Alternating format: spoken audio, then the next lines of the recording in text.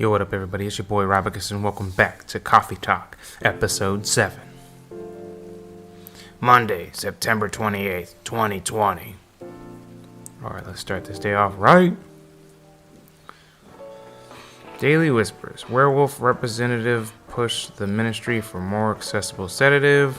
Doctor from Salashtown arrested for experimenting with child cloning. I wonder if that has something to do with the lore. Military personnel stationed along East Coast to prevent immigrants from flooding in from the Atlantic. Of course. Yeah, this game is it's really touching up on the current events. Let's go. Are you sure that would be okay? Yes. I mean, it would be really hard to pull off. But it's something that makes the story different. Different isn't always good. It's a neat concept, but you need to handle it carefully and gracefully. I know.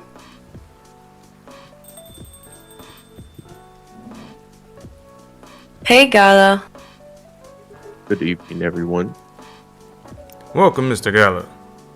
Am I interrupting? It looks like you were having an intense discussion. It's nothing. Curtis Jackson was just giving me feedback. It's for the book I'm writing. Sounds like a heavy discussion. What are you up to tonight? I'm just planning to sit and relax. Please don't let my presence interrupt you.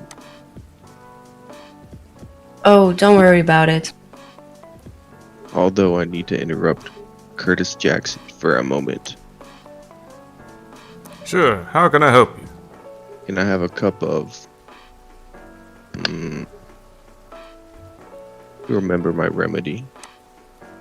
Of course. Do you want to give it another try? My last order might have been the right drink, but let's give it a try again. Just to be sure. Okay, let's do it. Remember, it has tea and ginger.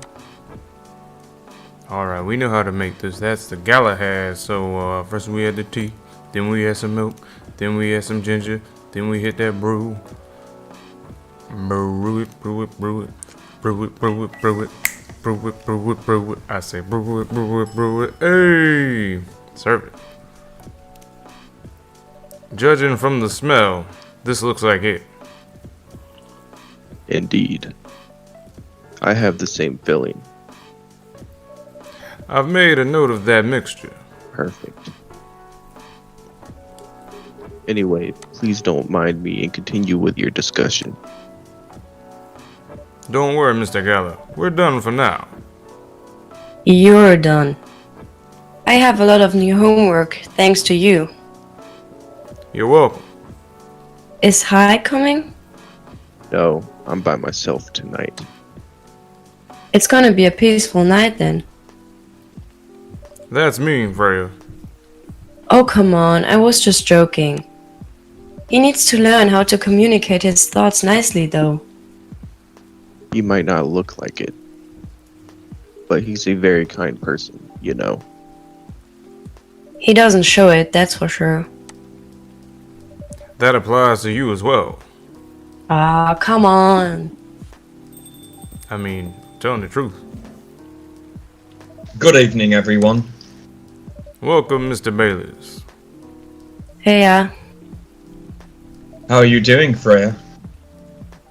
not good. What's going on? Curtis Jackson was just criticizing my story. It's called feedback. It's cruel. It's necessary. Sounds interesting. What's the problem with the story? The story is non-linear and quite complicated. Imagine a choose-your-own-adventure storybook, but for adults. Sounds pretty common so far. But instead of telling you which page to turn to, each decision you make will give you a score. What? That score will determine which page you should go to. That sounds more like a video game than a book. I know, it's not that original. But my target here is the mainstream audience. Huh. With the help of my publisher. This kind of book may go mainstream. Just like that Choose Your Own Adventure show on Netstream.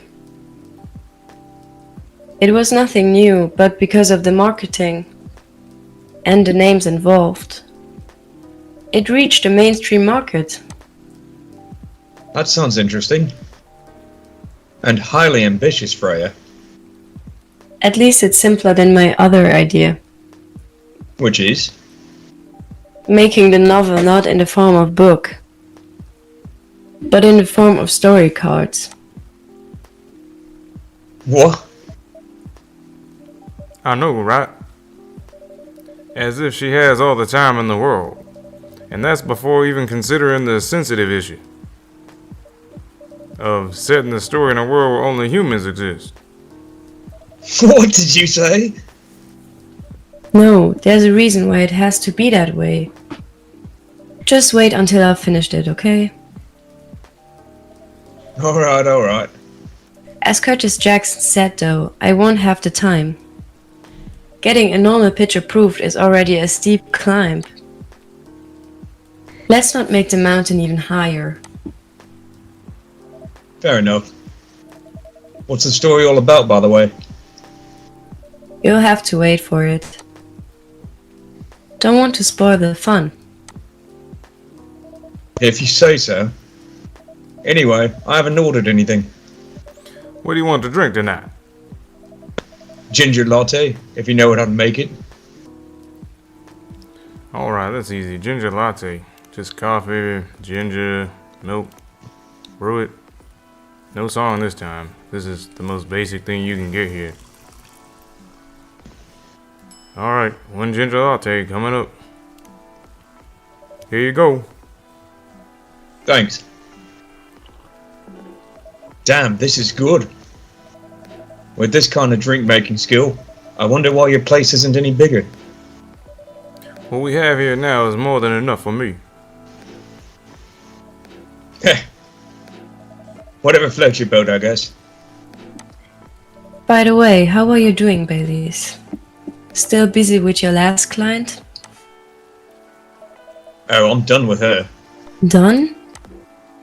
As in you're dropping the project? Hey, I'm not crazy. I still need the money. Done, as in I finished the job. I spent the past few days making sure. It's even done before the deadline. Did she like it? Oh, she loved it. She had some complaints, of course. But I convinced her. By using some design terms she doesn't understand. So you finished your job by bullshitting her. The finest bullshit, my lady. That's one survival skill every freelancer must have. Are you working on anything right now? No. I'm taking a break from work. I need to work on a few personal matters. Oh. Like you and Lua? Yeah, something like that. By the way, I'm curious. How did you guys meet? If you don't mind me asking. I don't mind. It's just that I was young and stupid, you know? Oh, come on. Who hasn't been there? You're right.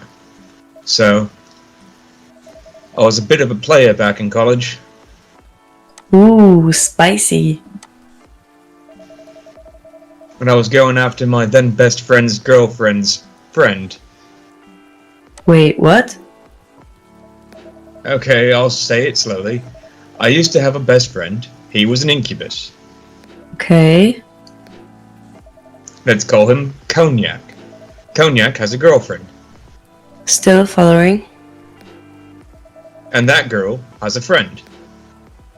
The friend is the one I'm after.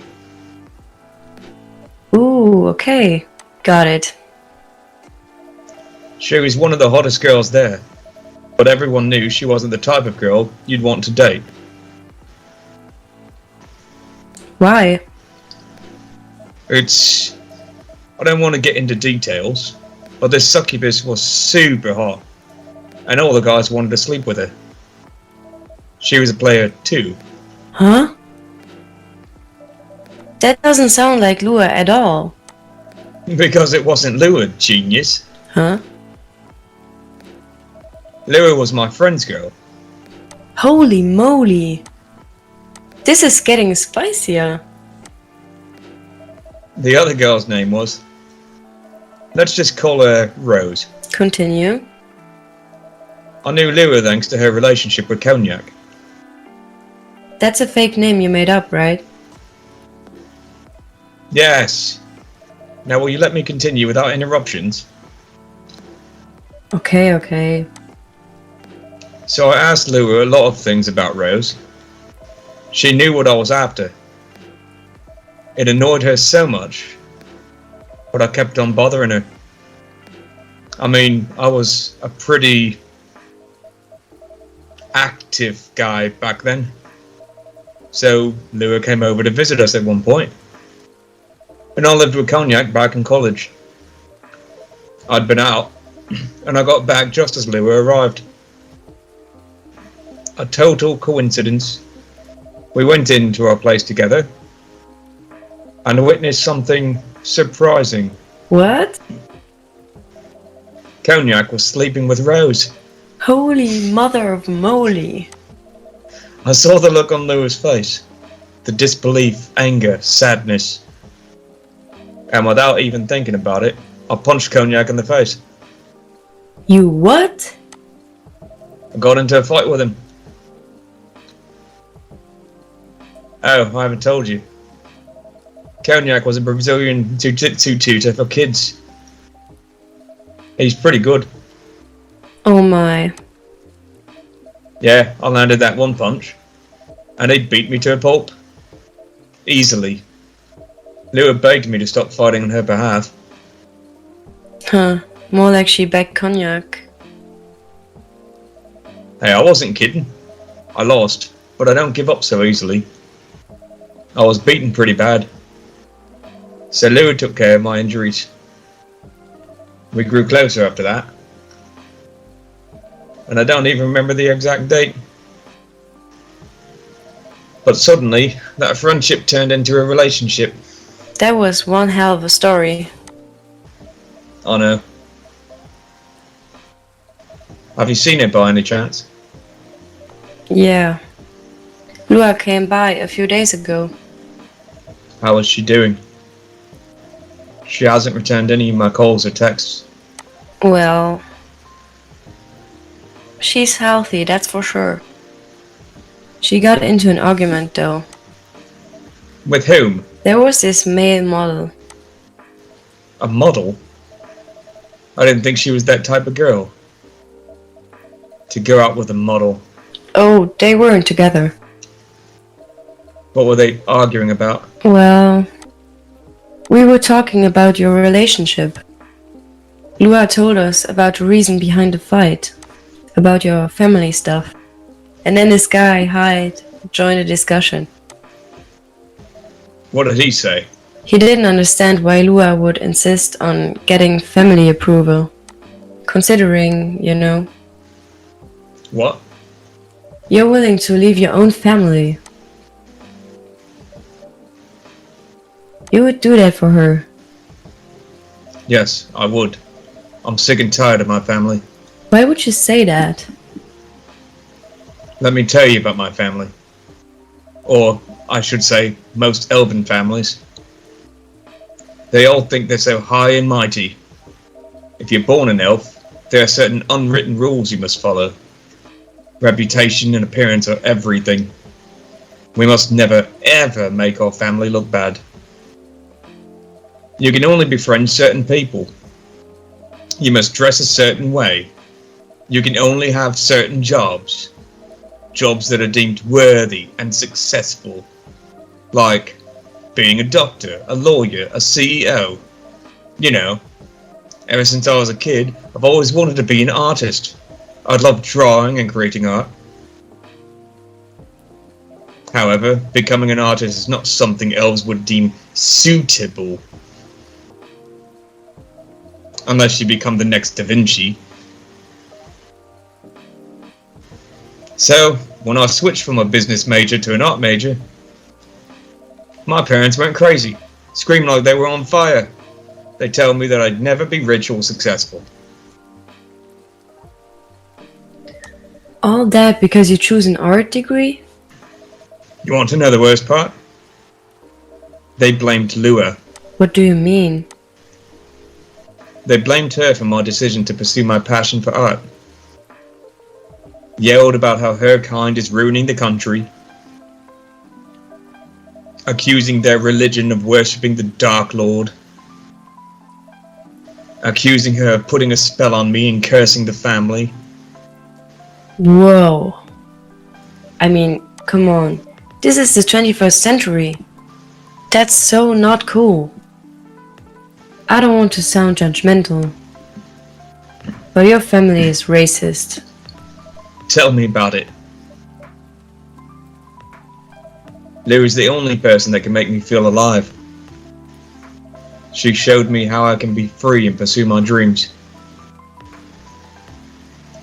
I don't understand why Lou is so obsessed with the idea of reconciliation with my family. I just don't get it. I have no problem leaving my family, you know. I would happily leave them for the both of us. What about her? What about her and her family? You may be happy to leave your family. However, it may not be the same for her. Gala, do you have something to say? Perhaps you could give us a different perspective. Sorry, I didn't mean to eavesdrop. I couldn't help overhearing your story. I assume that the person you're talking about is not an elf, correct? Yes, she's a succubus. I see. I'm a werewolf. For werewolves, the wolf pack is the most important thing. We'll put family before any other. We often have our own problems within the pack, but we won't abandon our family for anything. Perhaps that's also true for her and her family. Besides, if you leave your family for her, wouldn't that make your parents believe that all those bad stereotypes about succubi are true? I never thought of it that way before. Whether you like it or not, your actions will have an impact on her as well. And if you leave your family for her, that will put her in a difficult spot. She might feel responsible for your actions. There's nothing to feel bad about.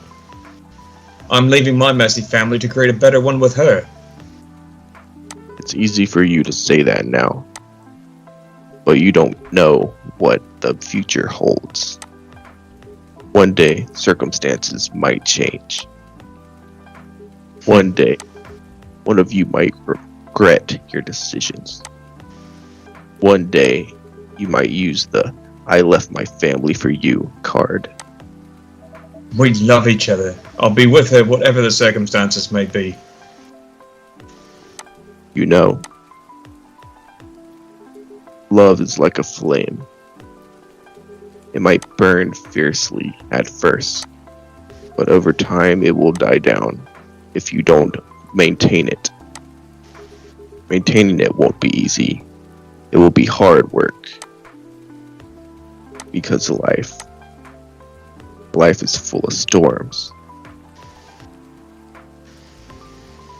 In marriage, it will not survive on love alone. Whoa, that's deep. We'll have each other, and that's enough for us. Tell me, do you have health insurance? What? I'm an elf. Why would I need health insurance? You'll need some. What for?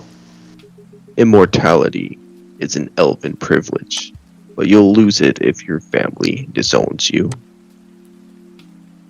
I've seen people go bankrupt because they fell ill or got seriously injured. Emptied their entire life savings for an $8 pill because in this country they charge $20,000 for it. And if you decide to have children, they won't have the same privileges you do. There's a high probability that they'll get bullied for being a half-breed. There are consequences.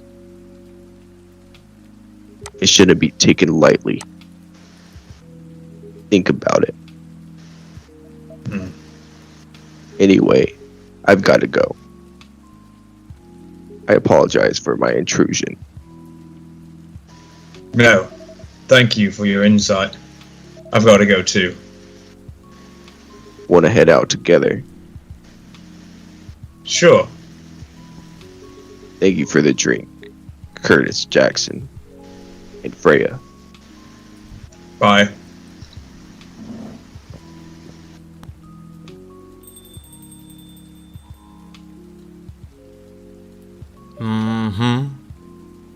What? You made me lose 2 customers in no time flat. Hey, that wasn't on me. They were leaving anyway. Are you going to write that in your book? It's a secret. If your book is based on this coffee shop, how can you present a story like theirs in a world with only humans around? I'm not sure. Perhaps a hot drink will give you some inspiration. Sounds like a great idea. Right on, everybody. Anyhow, guys, thank you so much for watching. This was another great episode. So again, like I always say, shout out to the little nephews and cuss and I will see you guys. Oh, like and subscribe if you want. I forgot that part. And I'll see you guys in the next one. Choose.